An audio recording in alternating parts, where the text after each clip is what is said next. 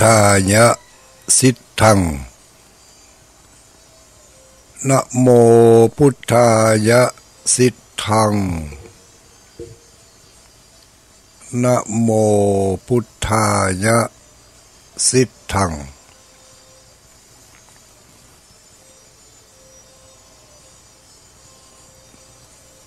นะลูดโมถอนพุทธอดทาลุดยะตกสวาหายนะลูดโมถอนพุทธอดทาลุดยะตกสวาหายนะลูดโมถอนพุทธอดทาลุดยะตกสวาหาย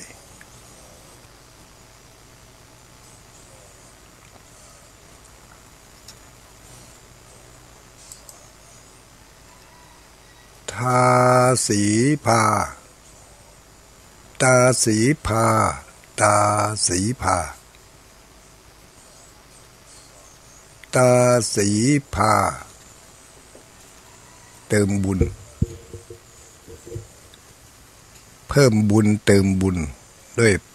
พุทธคาถาตาสีพาขอความนอบน้อมแด่องค์สมเด็จพระสัมมาสัมพุทธเจ้า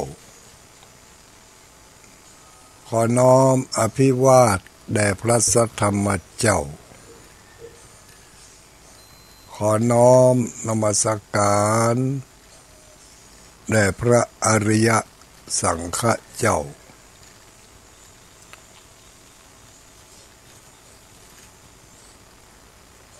ขอถวายความเคารพมายังท่านพระคุณเจ้าท่านเจ้าคณะพระสังฆาธิการท่านครูบาอาจารย์พระสงฆ์องค์สังฆเจ้าทุกรูปทุกตนทุกองค์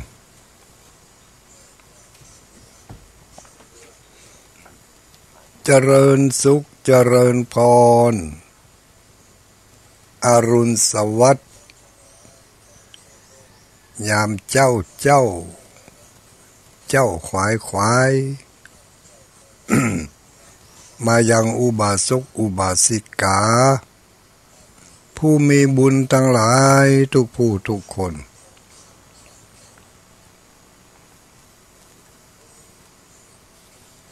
เจ้าวันพฤหัสบดีทุกเจ้าวันพฤหัสบดีญาติโยมสาธุชนทั้งหลาย6 โมงถึง7 โมงทุกวันพฤหัสบดีเราได้มาพบมาปะกัน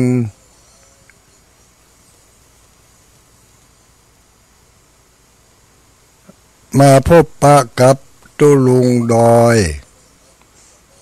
พระครูปฏิภาณธรรมทินเจ้าอาวาสวัดพระธาตุม่อนจอมพออำเภอเวียงป่าเป้า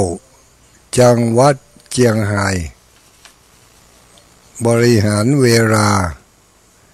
อันมีค่านี้ตั้งแต่6 โมงถึง7 โมงเจ้าวันนี้เป็นเจ้าวันพฤหัสบดีวันที่17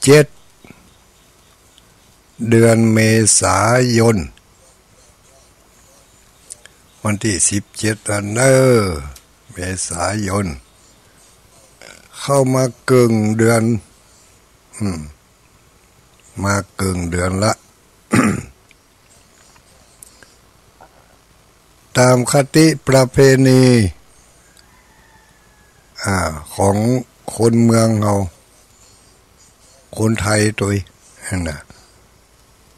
แต่เราเน้นคนเมือง ต ตวานี่ก็วันที่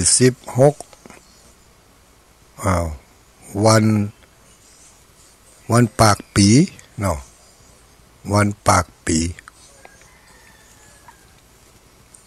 ปากปีก็คือวันเริ่มต้นของปีปากปีเริ่มต้นปากปีปากเดือนวันนี้วันปากเดือนวันที่17วันปากเดือนบางที่บางแห่งก็ยังเป็นถือว่ายังบ่ได้ไปทำการทำงานเตื้อถ้าเป็นธุรกิจส่วนตัวก็ยังหยุดยังยั้งกันอยู่แต่ส่วนมากแล้วถ้าเป็นงานราชการแล้ววันนี้คงจะเริ่มต้นละบางพ่องบางคนก็อยู่หนไกลไปหนยากออกเดินทางปิกไปทำการทำงานอย่างตะวานี่ก็ปิกไปทำการทำงานกันก็นักหนาโอ้หันข่าวแล้ว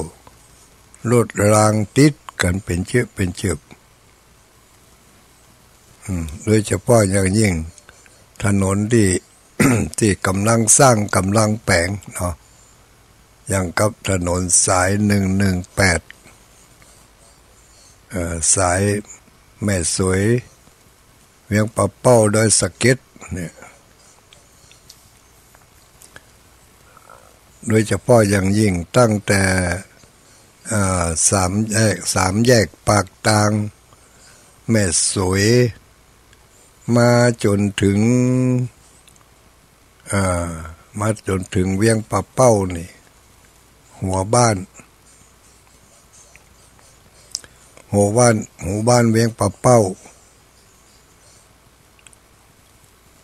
เพราะว่าเป็นระยะช่วงเวลาช่วงระยะที่ถนนหนทางกำลังปรับปรุงเพื่อจะได้แปลงถนนแถมใหม่ก็มีการขุดการไถ ก็ทำให้การเดินทางของศรัทธาญาติโยมหมู่เฮาทั้งหลายลำบากลำบนรถติดกันก็ต้องมีใจมีน้ำจิตน้ำใจขับรถขับรางใจธรรมะช่วยล้างจิตใจที่มันจะขุ่นมัวขุ่นมัวขี้ฝุ่นติดหน้ารถขี้เปื้อติดหน้ารถเขาก็กดปุ่มปัดน้ำฝนล้างเอาสิ่งสกปรกที่มันขวางหน้าขวางตานั่นออกไปได้สักกรรมมันก็ติดขึ้นมาแถมก็กดปุ่มแถมก็ล้างไปแถมถ้ายิ่งในสถานที่วุ่นวายเนาะมีการก่อการสร้างการแปลงแล้วก็ปลายบ่พอถ้าอย่างในช่วงนี้ก็ฟ้าฝนบางทีก็ตกลงมาทำให้การมองหันบ่ปกติก็ต้องใจตัวจ่วยก็คือใจปุ่มปัดน้ำฝนช่วยปัดช่วยล้างถ้าเปิดกับปุ่มมาได้ขวาดเขตเนาะมันยังบ่หมดเด้อก็กดแต่ปุ่มหนึ่งในที่เดียวกันเปิดให้น้ำมันขึ้นมาแล้วก็ปัดไป ยิ่งยั่งเนาะขวาดคิดก็เดียวมันก็สะอาดใสพอถนนหนทางได้ดีญาติโยมเฮาทั้งหลายที่เฮาบ่ได้ขับรถกับเพิ่นแต่เฮาก็ขับรถส่วนตัวเฮาที่เฮาขับอยู่ถึงวันนี่คือพาหนะยานพาหนะของเฮายานพาหนะของเฮาก็คือการ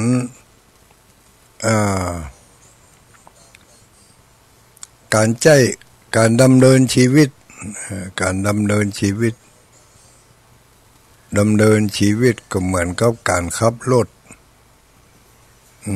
ดำเนินก็คือการเดินไปเนาะเดินไปก้าวไปก็เรียกว่าดำเดินไปถ้าดำเนินชีวิตเราดำเนินชีวิตก็คือตื่นเจ้ามามืนตาแล้วก็พอก็หันสะปะสะเป็ดเนาะก่อนตาจะมืนนี่หูมันได้ยินก่อนแล้วลูก หูมันได้ยินหูได้ยินแล้วก็ตามืนเนาะหูนี่มันทำงานก่อนตาลูกบ่ต้องเปิดบ่ต้องมืนมันก็ตึงได้ยินเนาะมันบ่มีอย่างปิดมันตาเฮานี่ยังมีหนังมาปิดอยู่ถ้ารับให้ก็บาหนะให้นะแต่ว่าหูนี่มันบ่มีอย่างมาปิดมันเปิดโล่งตลอดเวลาเขารับไปก็ถือว่าปิดไปโดยอัตโนมัติของมันบ่ได้ยินนะแต่ถ้าตื่นมาปุ๊บมันก็ได้ยินทันทีเมื่อได้ยินแล้วมืนตาขึ้นมาก็หันธรรมะกำเนรับทราบหูบ่มีอย่างปิดหูดังบ่มีอย่างปิดสองอย่างนี้เนาะหูดังนี่ก็บ่มีอย่างปิดถึงจะรับไปมันก็ทำงานของมันอยู่แต่ในเวลาติดรับนั่นวิญญาณที่รับหูวิญญาณที่จะไปรับหูทางหูทางหูทางตาทางหูดังทางเนื้อหนังมังสังทางลิ้นหมูนี่ได้รับการพักหยุดทำงานในเวลาที่วิญญาณบ่ได้ไปรับหูก็เลยบ่หูดังบ่ทราบกลิ่นลิ้นบ่หูรสตาบ่หันหูบ่ได้ยินเพราะเจ้าของหรือว่าผู้ที่ผู้คนขับมันบ่อยู่หั่นมันหยุดการทำงานอย่างกับหมู่เฮาทั้งหลายหยุดการทำงานวันเสาร์วันอาทิตย์ก็อย่างเดียวกันหูตาจมูกลิ้นกายอวัยวะทั้งหกนี่มันหยุดการทำงาน ไปชั่วระยะหนึ่งมันพักผ่อนในขณะที่มันพักผ่อนนั่นก็เหมือนกับรถที่มันหยุดมันบ่เดินมันก็บ่มีอย่างมาคัดมาขวางมัน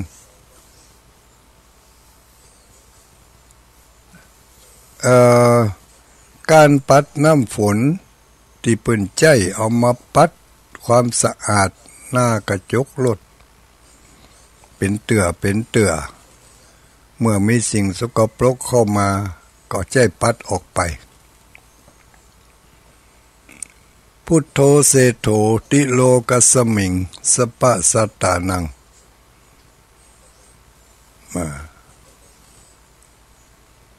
นะลูดโมถอนพุทธอทาลุดญะตกสวหาย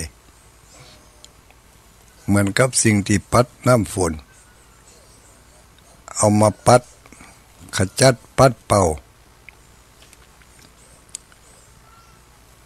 ให้มันออกไปจากจิตจากใจของเฮาตื่นเจ้ามาล้างหน้าโดยน้ำใสล้างใจโดยน้ำธรรมทุกเจ้าเฮามีคาถาบทใดที่ท่องไว้เป็นประจำตื่นขึ้นมาก็ท่องไว้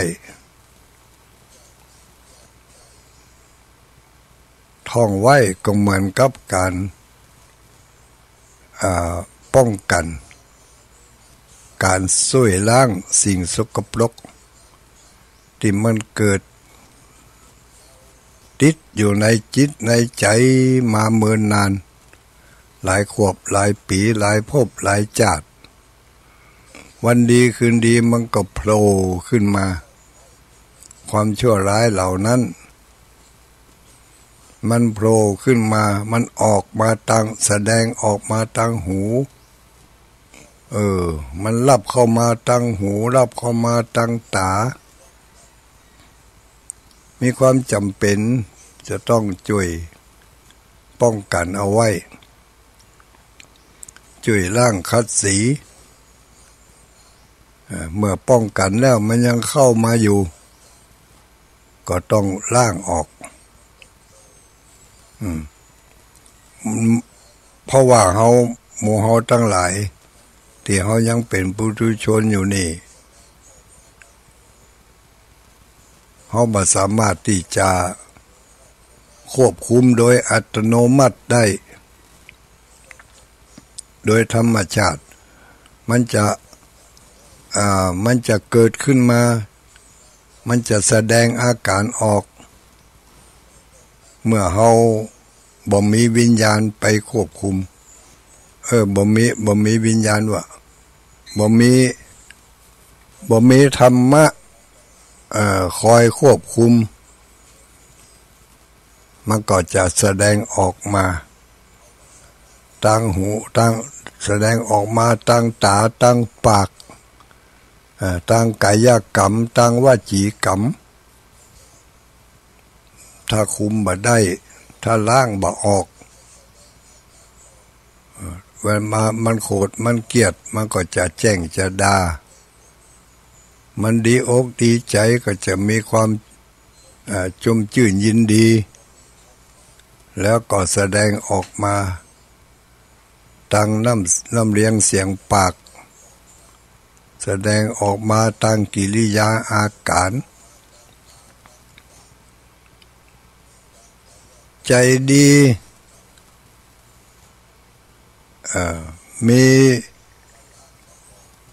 มีความพออกพอใจชอบอกชอบใจก็แสดงในทางที่ดีถ้าใจบ่ดีมีความบ่พออกบ่พอใจก็จะแสดงออกมาในทางที่บ่ดี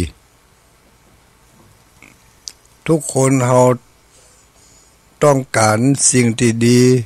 ต้องการสิ่งที่ปึงอกปึงใจแต่มันก็น้อยนักที่จะได้ตามปึงอกปึงใจถึงมันจะเป็นเรื่องที่เล็กๆน้อยๆได้มาบ่อย ก็ภูมิใจที่ว่ายังได้อยู่ยังมีส่วนได้อยู่ถ้าหากว่าเฮาบ่ได้เห็นเลยเนี่ยมันเป็นไปบ่ได้มันต้องได้ความดีใจได้ความภาคภูมิใจได้ความปึงอกปึงใจได้ทุกวันเมื่อได้มาก็พร้อมที่ก็จะเสียทุกวันเหมือนกันเสียอกเสียใจมันก็ถึงได้ถึงเสียแล้วเขาจะเอาอันใดไว้จะเอาอันที่เสียไว้ก็ว่าจะเอาอันที่ดีไว้เนาะถ้าเอาอันที่เสียไว้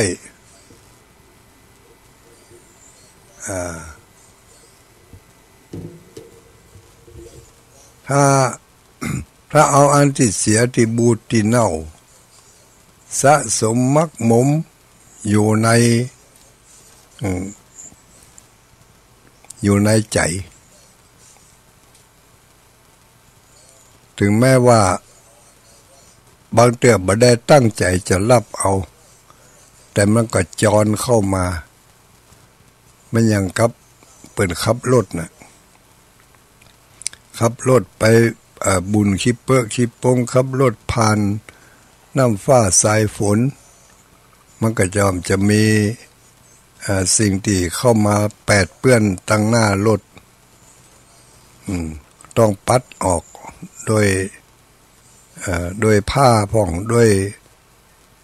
ตีปัดน้ำฝนพ่องปัดออกไปเฮาจะปัดสิ่งเหล่านั้นสิ่งที่มันสกปรกออกไปจากจิตจากใจได้ก็ต้องล้างด้วยน้ำพระธรรมน้ำพระธรรมนี่อันดับแรกต้องมีสติระลึกได้มีสัมปชัญญะหู้สึกตัวมีสติระลึกได้ว่าสิ่งที่เข้ามากระทบหูกระทบตาของเฮานั่นมันควรเอาก็บ่ควรเอาถ้าควรเอาก็เก็บไว้เอาไปเป็นที่ระลึกกึดตึงหาอยู่ตลอดเวลาข้อความตลอดจนถึงเสียงหูบก็ดีเสียงก็ดีที่เฮาได้ยินที่เฮาได้หันที่เฮาได้รับกลิ่นที่เฮาได้ริมรสเนาะที่เฮาได้สัมผัสถูกต้องกับสิ่งเหล่านี้ถ้ามันม่วนถ้ามันเปิงใจมันก็รับได้แล้วก็พอใจอยากจะให้เกิดอย่างนั้นตลอดถ้ามันบ่ม่วนบ่เปิงใจก็บ่อยากได้บ่อยากจะพบปะกับสิ่งนั้นเรื่องนั้นแต่จะเปิงใจหรือบ่เปิงใจอยากได้หรือบ่อยากได้บางอย่างมันก็ต้องเข้ามาหาเฮาอยู่ดีเพราะว่าเฮาเป็นคนวิ่งไปตามกาลเวลาสิ่งเหล่านั้นมันก็อยู่ของมันอย่างนั้นแล้วเฮาวิ่งไปจนมันวิ่งไปปะมัน กิเลสความชั่วร้ายต่างๆความบ่พึงพอใจต่างๆมันก็อยู่ของมันอย่างนั้นแต่ใจของเฮากัดแกว่งไปปะเข้าใส่ถ้าเฮาฮู้บ่เท่าทันขาดสติขาดสัมปชัญญะเฮาก็จะรับเอาสิ่งเหล่านั้นเข้ามาไว้ในความทรงจำของเฮาจำอยู่หั่นน่ะนะบางผู้บางคนนี่จำสิ่งที่บ่ควรจำจำไว้ บางผู้บางคนก็ที่มีความเฉลียวฉลาดหู้เต้าหู้ตันพอได้พบได้ปะแล้วจะเป็นสิ่งดีหรือสิ่งบ่ดีก็มีธรรมะควบคุมอยู่สิ่งบ่ดีก็คุมตัวกะตัวลุงมันก็ต้องคุมแหละสิ่งดีก็ต้องควบคุมตัวเรื่องใดเรื่องดีเข้ามาตั้งหูตั้งตาต้องควบคุมตัวไม่ใช่ว่าปล่อยให้มันเข้ามาจนเต็มที่แล้วก็เก็บมักหมมสะสมไว้ตลอดรู้ปล่อยรู้วางตามที่ในธรรมของพระสัมมาสัมพุทธเจ้ารู้ปล่อยรู้วางรู้เก็บรู้สะสมเอาไว้ฝึกฝนสะสมนั่นในสิ่งที่ดีสิ่งที่บ่ดีมันก็ถึงเข้ามาอยู่ดีบอกว่าจะเป็นการได้ยินการอ่านผ่านมาตั้งหูตั้งตาทุกวันมันเข้ามา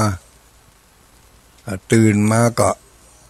อย่างว่านะหูได้ยินบางทีหูได้ยินยังบ่ออกจากที่นอนเถอะพอหูได้ยินปุ๊บเข้าไปในใจถ้าดีถ้าเป็นสิ่งที่ดีม่วนก็เก็บไว้ถ้าสิ่งที่บ่ดีบ่ม่วนก็ยังเก็บไว้อยู่เอาไปกองไว้ในใจอย่างที่เคยว่าเนาะใจของเฮานั่นที่มันเก็บไว้เนี่ยมันก็เหมือนกับถังขยะนะสิ่งที่ดีมันก็เอาสิ่งที่บ่ดีมันก็เอามันก็แล้วแต่ว่าเมื่อเฮารับมาแล้วมันอยู่ในนี้แล้วเฮาจะเอาอันใดไว้ต้องมาคัดกรองแห่งกรรมต้องมาคัดกรองสิ่งบ่ดีเอาออกไปจะไปเก็บไว้เมินหาทางเอาออกเมื่อออกไปได้แล้วก็หาทางป้องกันล้างหน้าด้วยน้ำใสล้างใจด้วยน้ำธรรมหาทางป้องกันจิตป้องกันใจป้องกันความจำเบื่อมันไปจำเอาสิ่งที่มันบ่น่าจำเพื่อมันลืมสิ่งที่มันอย่างเฮาเป็นทุกข์อกทุกข์ใจจะไปให้มันอยู่เมินถ้ามันอยู่เมินมันต่อมก่อมนะต้องหาทางลืมมันลืมบ่ได้นะตุลุงก็มันลืมบ่ได้ก็เพราะว่าเฮาบ่ยอมลืมมันบ่ยอมลืมกึดได้ก็สารต่อกึดได้ก็สารต่อบ่ยอมลืมเมื่อมันอยู่หั่นหลายมื้อหลายวันเข้ามันก็ไปกองอยู่ในใจกองอยู่ในความจ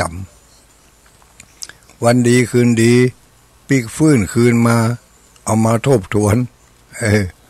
เอามาทบทวนในเรื่องที่บ่ดีนั่นน่ะเอามาทบทวนบ่ใช่ทบทวนบ่ได้ขยายความขยายเรื่องออกไปแถมเมื่อก่อนเมื่อฮับมาใหม่ๆนี่ตุกบ่พอนักต่อใดแต่พอหลายมื้อหลายวันไปเพื่อคืดใจได้เอามาคืดแถมกำขยายออกไปแถมน้อยขยายความที่มันความตุกอกตุกใจมันนักขึ้นบ่ยอมลืมพอมันเกิดขึ้นมาได้แทนที่จะมาเกิดหามันละจะมันบ่ยังอ่านสักคำนี่เอาไปขยายความฝังกึดวนอยู่แต่เรื่องที่มันบ่ดีก็ทำให้ใจบ่ดีใจขุ่นใจมัวในที่สุดก็สร้างกรรมสร้างเวร บ่ฮู้จักปล่อยจักวางบ่ได้เอาน้ำทำล้างใจมีแต่เก็บไว้อย่างเดียวบ่ได้ล้างออกบ่มีการให้อภัยบ่มีการแสดงความยินดีในเมื่อเขาได้ดิบได้ดีในเมื่อเขาได้สิ่งที่ดีอย่างแต่ว่าเขามีการส่งเคราะห์ส่งเคราะห์ก็คือส่งสิ่งที่บดีออกไปจากจิตจากใจจากเนื้อจากตัวคนโบราณเปิ่นทำเป็นพิธีกรรมเปิ่นทำเป็นพิธีกรรมเป็นคติเตือนใจว่าเคราะห์หรือว่าสิ่งชั่วร้ายมันติดแปดเปื้อนมาตลอดปีพอมาถึงวันพญาวันทำบุญทำทานวันถึงวันปากปีก็มีการส่งเคราะห์สะเดาะนามส่งมันไปเคราะห์ก็คือความบดีนะความบเปิงใจความชั่วร้ายต่างๆมันติดแปดเปื้อนมาตลอดปีมาถึงวันนี้เขามาปลดปล่อยกันอย่างกับ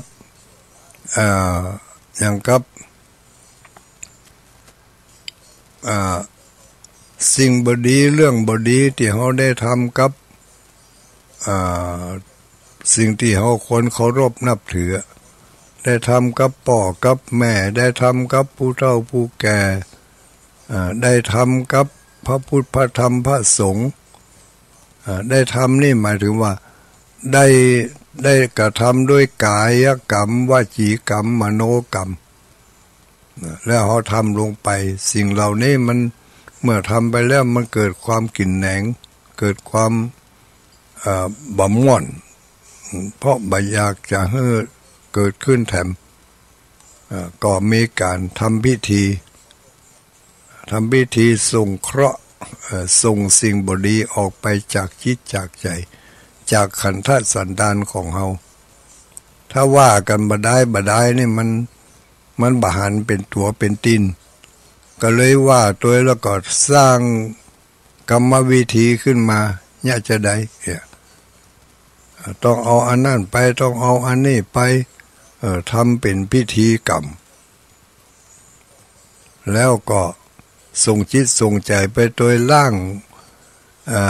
เอาน้ำทำล่างสิ่งที่บดีออกไปจากจิตจากใจจากพฤติกรรมแล้วก็ต้องเตรียมไว้ ต้องทำสิ่งที่ป้องกันเอาไว้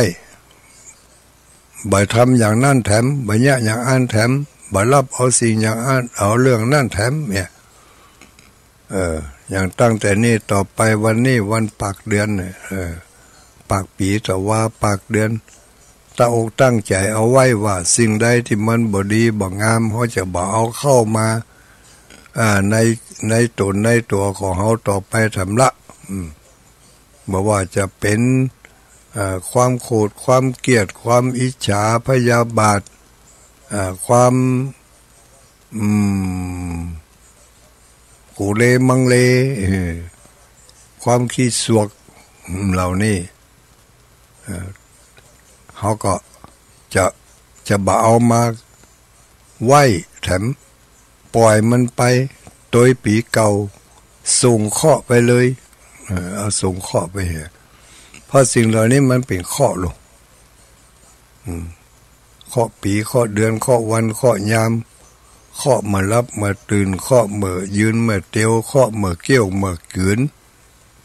เคาะมาคืนบ่หันเคาะมาวันบ่หู้เคาะมาอู้มาจ๋าเคาะมาไปมาเลยเตียวแอวเป็นเคาะทางนั้นเขาก็ต่อไปก็ต้องระมัดระวังเคาะบ่ให้มันเกิดขึ้นแล้วก็ปีต่อไปเขาก็จะได้เอาเคราะห์ส่งให้มันน้อยแถมน้อย ปีนี้เขาส่งไปกระสอบหนึ่งเนาะปีหน้าก็เอาส่งไปเหลือสักถุงเชี่ยวเบื่อมันนักไอ้นะก็วิธีการของคนเฒ่าเปิ่นมีกุศโลบายแล้วแต่เฮาว่าจะไปถอดใจความถอดรหัสออกมาว่าที่เป็นทำอันนั้นทำอย่างนั้นหมายถึงอะไรอย่างถ้าฮู้ก็จำเอาไว้ถ้าบ่ฮู้ก็ต้องศึกษาถามผู้ที่เป็นฮู้ทั้งหลายนี่ก็เป็นการล้างหน้าโดยน้ำใสล้างใจโดยน้ำพระธรรมล้างสิ่งชั่วร้ายล้างกายกรรมวจีกรรมมโนกรรมในทางที่เป็นทุจริตล้างออกไปด้วยน้ำแห่งพระธรรมทุกเจ้าที่ตั้งสถานีวิทยุแห่งนี้ได้นำมาซึ่งพระสงฆ์องค์สังฆเจ้าใจกุศโลบายใจวิธีการต่างๆที่จะให้เราได้มีช่องทางที่จะช่วยล้างคัดสีสิ่งบดีทั้งหลายออกไปจากใจจากความทรงจำของเราบ่ให้มันติดแปดเปื้อนไปในขันธสันดานมันจะได้บ่ฝังอยู่ในสันดานของเราในความจำที่มันจำอยู่เหมือนให้มันถอยออกไปแต่น้อยจนกว่ามันจะหมดไปเมื่อมันหมดไปนะก็เรียกว่าเข้าสู่ทางแห่งอริยมรรคเดินเข้าสู่ทางแห่งอริยมรรคก็คือเป็นผู้ที่มีกายกรรมวจีกรรมมโนกรรมที่บริสุทธิ์อย่างกับพระอริยเจ้าทั้งหลายตั้งแต่พระอริยเจ้าตั้งแต่โสดาปัตติมรรคโสดาปัตติผลสกทาคามิมรรคสกทาคามิผลอันนั้นเป็น เป็นชำระล้างกายกรรมวจีกรรมมโนกรรมให้บริสุทธิ์อยู่ตลอดเมื่อหมู่เฮาทั้งหลายยังกำลังเป็นผู้ที่ฝึกฝนอบรมตนอบรมใจอยู่อย่างนี้ เขาก็ก่อยๆทำไปก่อยคัดสีออกไปตัวเล็กตัวน้อยตามกรรมวิธีของไปของมันเนาะที่นักปราชญ์โบราณอาจารย์เป็นได้มอบได้ปันวิธีทำอย่างนั่นให้แก่หมู่เฮาทั้งหลายเอาไว้ในเจ้าวันนี้เจ้าวันพฤหัสบดีที่17เดือนเมษายนก็ยังว่าบางพ่องก็กำลังจะเดินทางปิกบ้านปิกจองปิกที่ทำงานบางพ่องก็เก็บเมียดเข้าของที่เอามาหกลุกลึงลังกันตั้งแต่เมื่อต้นปีมาตั้งแต่เมื่อวันที่13-14โคตรไข้ย้ายเข้าย้ายออกพอถึงบัดเดี๋ยวนี้ก็จะต้องเก็บเข้าตีเข้าตังอันใดที่มันสะอาดเรียบร้อยดีงามก็รักษาเอาไว้อันใดที่มันสกปรกอยู่เก็บขว้างจะไปสะสมเอาไว้บ่ว่าจะเป็นรูปธรรมนามธรรมรูปธรรมก็คือเข้าของเครื่องใช้นามธรรมก็คือความรู้สึกนึกคิด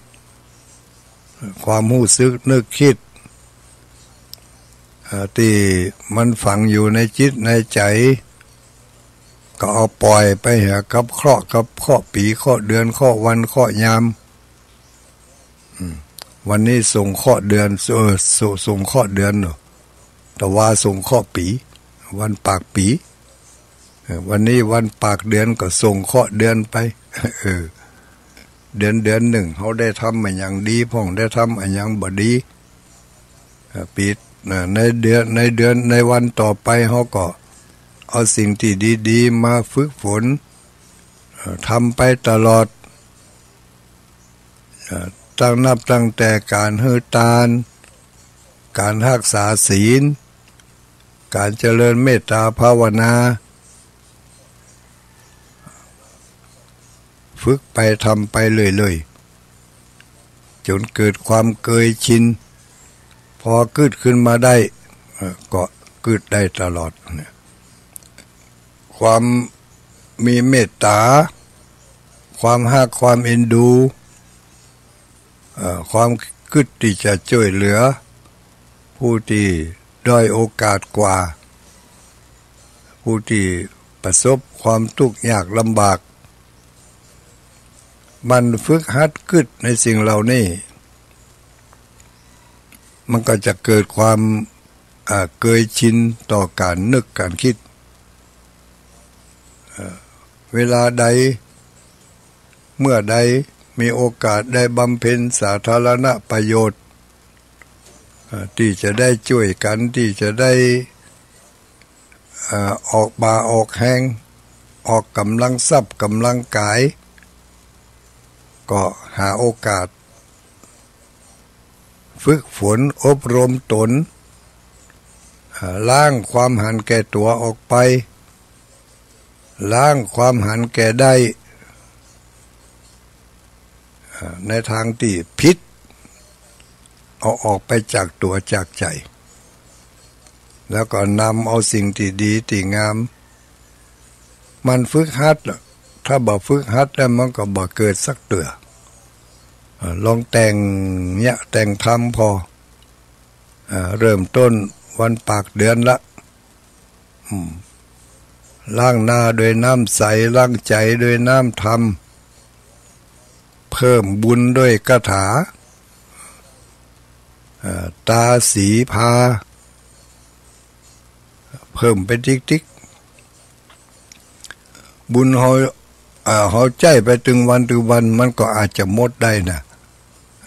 เมื่อหมดบุญแล้วก็ยังว่าเนอะสิ่งบดีต่างๆก็ถาโถมเข้ามาติ๊กคนที่บุญหมดเนี่ยก็เหมือนกับคนที่เหมือนกับคนที่มีสุขภาพร่างกายมีภูมิต้านทานน้อยร่างกายของเขาเนี่ยถ้ามีภูมิต้านทานน้อยเวลา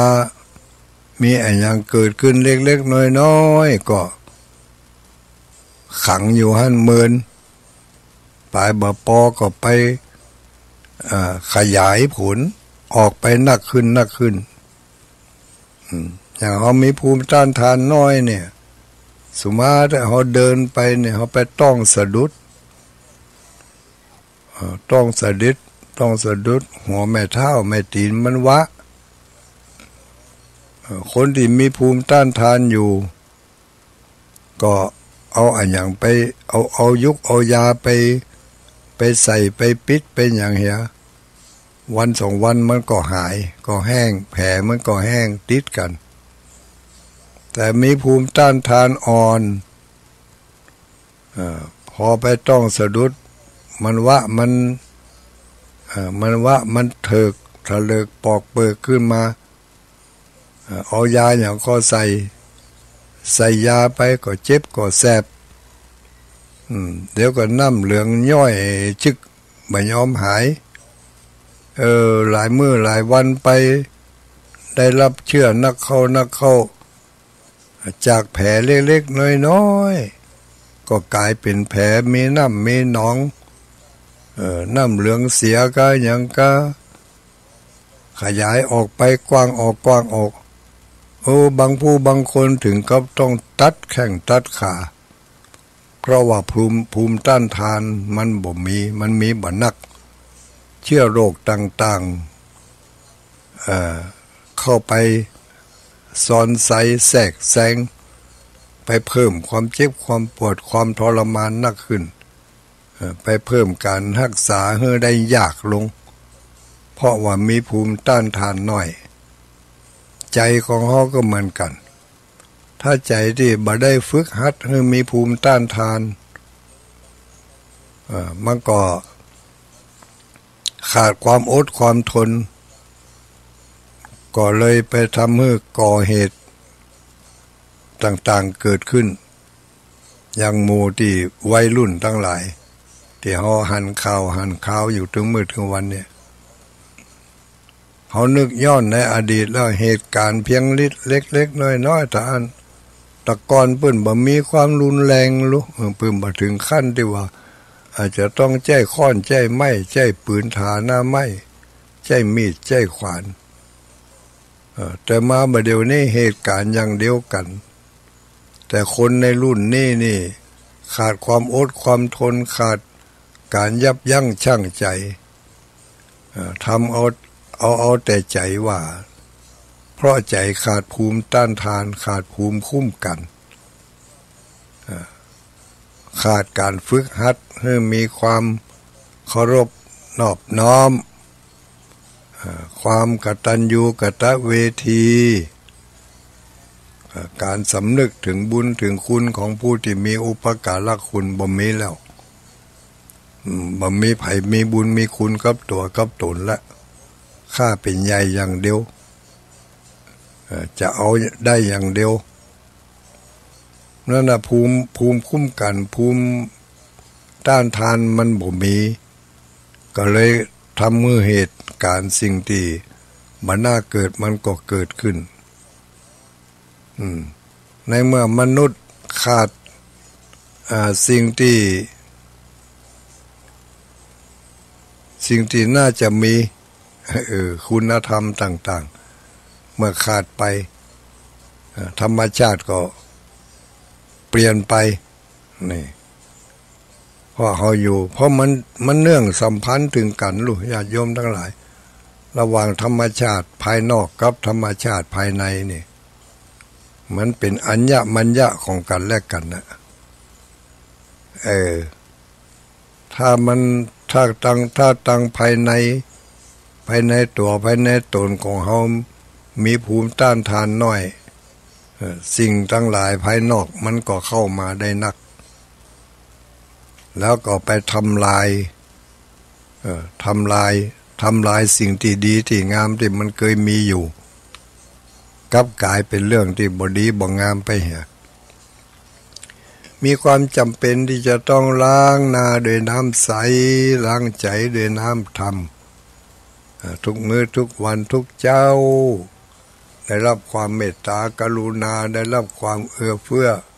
จากทางสถานีวิทยุทุกคลื่นทุกความถี่ที่เราได้ยินได้ฟังอยู่นี้ตลอดจนถึงบางพ่องก็ฟังทางออนไลน์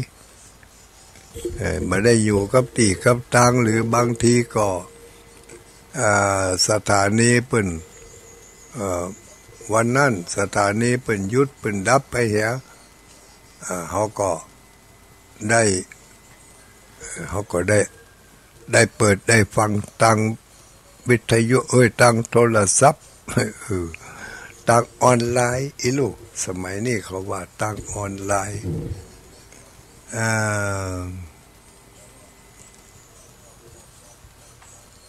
ก็ขอฝากเอาไว้เนาะล้างหน้าด้วยน้ำใสล้างใจด้วยน้ำธรรมทุกเจ้าตื่นขึ้นมาแล้วก็หาทางหาวิธีข่มจิตข่มใจที่มันจะเกิดสิ่งชั่วร้ายมันจะเป็นเหตุเนี่ยให้จิตใจขุ่นมัวเศร้าหมองก็อดเอาทนเอาสิ่งเรื่องใดที่เกิดแล้วมันเกิดความ ม่วนอกม่วนใจเกิดความดีอกดีใจภาคภูมิใจก็ฝึกเอาให้มันได้ก็ก้อยฝึกกันไปฝึกกันไปมันต้องแต่งเอาเหตุพ่องแต่งเอาเหตุพ่องมันใจว่าจู่ๆมันจะเกิดขึ้นมาได้ปุ๊บปั๊บปุ๊บปั๊บมันเกิดจากการฝึกหัดการดัดแต่งใจของเราก็เหมือนกับร่างกายนี่แหละเมื่อฝึกหัดบ่อยเข้ามันก็มีความเข้มแข็งอยากจะให้ร่างกายเข้มแข็งก็ต้องมันออกกำลังกายกินข้าวน้ำโภชนาอาหารที่มีคุณค่าทางโภชนาการบ่กินไปเลยบ่ขี้กะ ถ้าขี้กะกินไปเลยเนี่ยมันก็ภูมิต้านทานของร่างกายมันก็อ่อนแอลงเพราะมันบ่มีภูมิต้านทานบ่มีคุณค่าทางอาหารบ่มีคุณประโยชน์ต่อร่างกายแต่ถ้าหากว่าเฮาฝึกเฮาหัดกินในสิ่งที่ควรกินเว้นในสิ่งที่ควรเว้นบ่กินถึงอดบ่ได้ก็ต้องกินให้น้อยลงมันก็ยังจะสร้างภูมิต้านทานให้ร่างกายมีสุขภาพดีใจของเฮาก็เหมือนเดียวกันบ่รับในสิ่งที่บ่ควรจะดีรับบ่ไปต่อยอดในสิ่งที่มันเป็นสิ่งที่ชั่วร้ายเลวทรามก็จะยากให้เรามีความเข้มแข็งคนที่มีจิตใจเข้มแข็งก็เรียกว่าเป็นผู้มีบุญมันได้เพิ่มได้เติมขึ้นมาช่องทางที่จะทำให้เกิดบุญก็อยู่ในคาถาทาสีพาท่องไปท่องได้ท่องไปก่อนท่องไปเลยวันหน้าถ้ามีสติปัญญาขึ้นมามันก็จะหู้จะเข้าใจเองตอนนี้เขารับมาถึงดุลก่อนรับไปก่อนตาสีพาท่องไปทิกๆนะวันนี้มาเดี๋ยวนี้ตามนาฬิกาในคอมพิวเตอร์นี่6:56 นาที6:56 นาทีก็วาระปีเก่าล่วงล้นพ้นไปเนาะปีใหม่แก้วพญาวันก็มาตันฮอดถึงวันนี้ก็เป็นวันที่หมู่เฮาทั้งหลายจะได้ไปทำการทำงานหลังจากที่หยุดมาหลายมื้อหลายวันก็จะได้ปันใจปันปอนปีใหม่กับคณะศรัทธาญาติโยมทั้งหลายที่เปิ้นได้ให้ได้หอมได้มาการวะดำหัวตะวานี่ก็มีหมู่ลำปางมาวันซืนแล้วก็มีหมู่สันทรายหมู่ด้วยสะเก็ดหมู่หลายที่ตะวานี่ก็มาหลายที่อยู่ถึงลำปางเชียงใหม่เชียงรายเนาะก็ตามสะดวกตามสบายอันบางคนก็ไม่ใช่ว่าตั้งใจจะมานี่อย่างเดียวตั้งใจไปที่อื่นตัวแล้วก็เผื่อเวลามีโอกาสก็ได้แวะเวียนมาหาก็ได้ มีน้ำคอมมินสมปอยสักการะดำหัวมีของที่ไม่ที่มือมาเล็กๆน้อยๆบางคนก็บอกว่าโอ้บ่มีหยังไปที่ไม่ที่มือไปกะละวะดำหัวเขาจะไปเน้นเรื่องของวัตถุที่มันเป็น ที่มันเป็นเงินเป็นทองนะเป็นของมีค่าทางวัตถุเอาน้ำขมิ้นส้มปล่อยนี่แหละเป็นสิ่งที่มีค่าที่สุดความระลึกกึดตึงหาสื่อกันด้วยน้ำขมิ้นส้มปล่อยวัตถุปัจจัยอย่างอื่นนั่นถ้ามีก็ดีบ่มีก็อย่าไปน้อยอกน้อยใจเฮาเน้นเรื่องของคุณธรรมเฮาบ่ได้เน้นเรื่องวัตถุธรรมเน้นเรื่องคุณธรรมอยู่บ่ได้อยู่ทั้งบ้านทั้งจองโอ้บ่มีโอกาสได้ไปกึดตึงหาก็ยังดีเนาะวันนี้บ่ได้เปิดรับสายเนอะจะหมดเวลาแล้วก็ขออธิกันโตปีเก่าได้ล่วงล้นพ้นไปปีใหม่แก้วพญาวันก็มาตันฮอดถึงกุศลบุญญาไรสีอันใดศรัทธาญาติโยมมีก็ขอให้ได้บุญอันนั้นเติมแท่งบารมีให้มากมายกายกองยิ่งกว่าเก่าได้ร้อยเท่าพันปูนขอกุศลผลบุญวันนี้ได้ปกปักรักษาบันดาลให้ได้พ้นจากทุกโศกโรคภัยไข้พยาธิอย่าได้มาเบียดเบียนคีให้ได้ปากันอยู่ดีกินดีไปดีมาดีจุติจุแห่งจุมือจุวันจุผู้จุคนนั่นจุงจังมีเตียงแต่ดีหลีจัตตารโอธรรมาวัฏันติอายุวันโนสุขังปะลัง